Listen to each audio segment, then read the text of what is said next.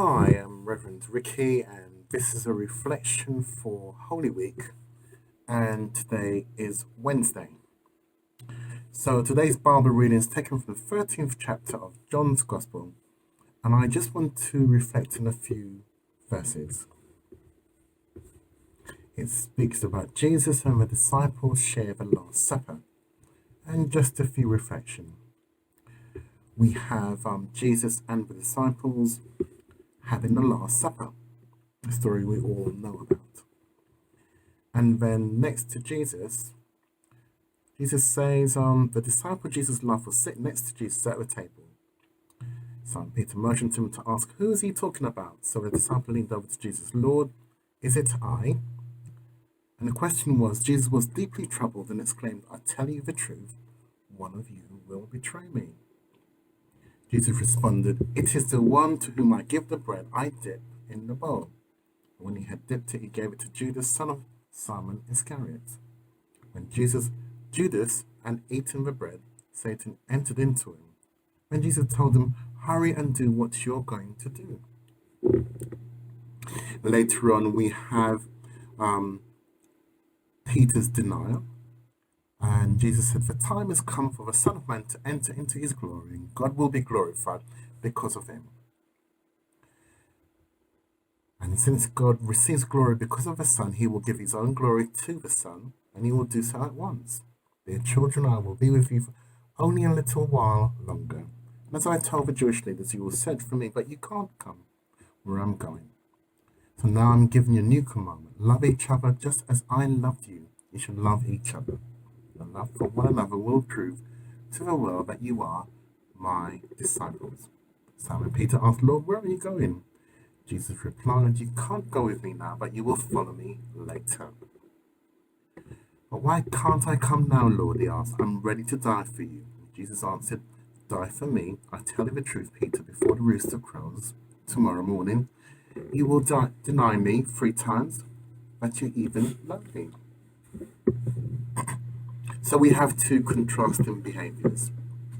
We have Judas betraying Jesus, having to pick up the pieces after the event happens.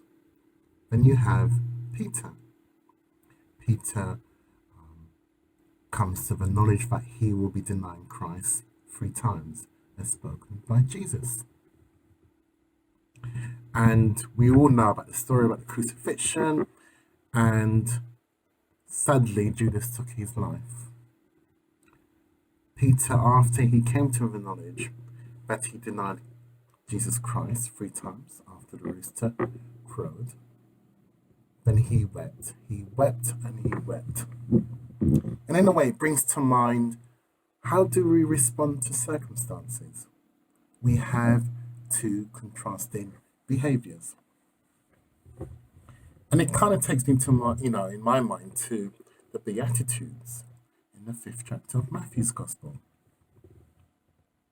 often known as the Beatitudes, not the Do-attitudes, because the doing comes out of the being. Our attitudes have a tremendous and powerful influence upon every part of our being, physical as well as emotional. I have a story. A missionary from the Philippines tells how during the war, he and his wife were ordered into prison camps by the Japanese and were instructed that they could take with them all that they could carry in their suitcases and no more. His wife, weighing just over 100 pounds and not at all strong, carried a load of 200 pounds in weight of tinned food for a distance of 5 miles, a load neither of them can carry ever, but they did it. Mannheim, a famous scientist, said that we normally use about 1/8 of our physical reserves, and that these reserves are only called upon when we employ the right attitudes. So if our attitudes can help tap hidden physical reserves, then think of what our experience can be if we adopt the beautiful right attitudes. which our Lord expounds. And you see, I mentioned that Judas sadly took his life, but Peter then went on to become a great apostle, establishing many Christian churches and being such a great example, writing many books, some of which we are still reading right now. And I suppose for us, it's about how we respond to our challenges, how we respond to those. Are we kind of overcomers? Or are we kind of responding to things which impact us from the outside? Do we have hidden reserves within us that really trust God that He will bring us through? Untapped reserves that we were probably not aware of, but we are more than capable of rising above those challenges. And depending on how we respond to our faith and trusting in ourselves, we are more than able to do more than our capability. We sometimes limit ourselves, and sometimes that can be circumstances within our control or sometimes beyond.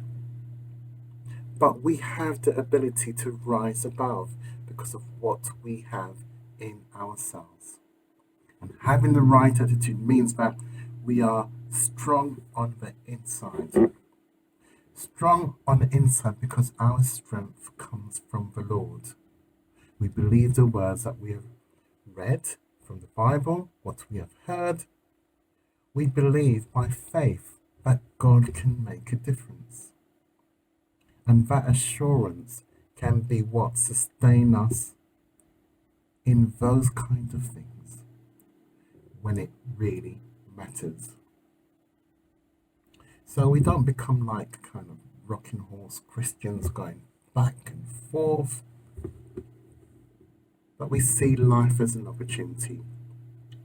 We see our wilderness as a way through those wildernesses. We see those as a place of opportunity, a place of surprise, a place of understanding, a place of encountering something new, like that beautiful flower which we never saw ever before. And so it takes things one step at a time.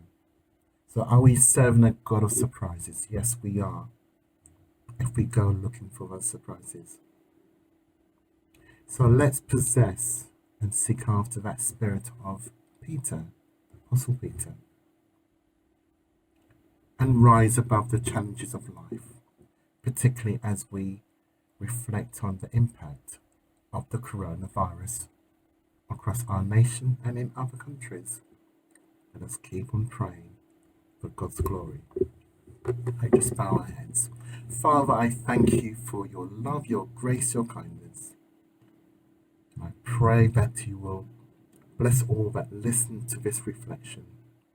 Bring your peace upon all hearts and minds. Protect us. Look after us. Remind us that you love us. That you surround us with your love. That we don't need to fear. We don't need to worry. That provision are all within your arms. So wrap your arms around us and keep us safe. Make provision. Be with our emergency services, our doctors, our NHS, and all parties while they're working towards our benefit. We thank you for our community. Bless us always, always. Glory and honor of your name. Amen.